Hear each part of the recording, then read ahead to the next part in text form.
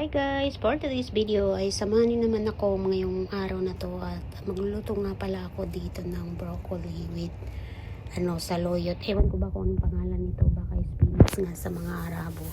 And actually guys, meron tayo nito sa Pilipinas, so parang na-miss ko siyang kainin at nag-import talaga ako kahapon na bilihin ko. Nabili ko nga pala ito guys sa market and mura lang siya guys. And ayan, sobrang kapal nung dahon niya.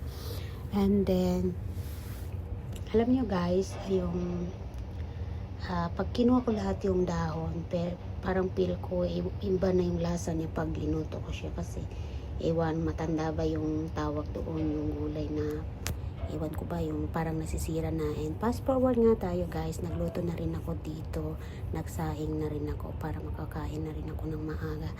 And ayan, hinugasan ko na nga yung broccoli and then yung spinach. And nakalimutan ko nga pala guys, wala pala akong onion dito. And then lumabas ako at bumili. And natatamad nga ako guys, pero wala akong magawa kundi bumili para naman may lasa siya.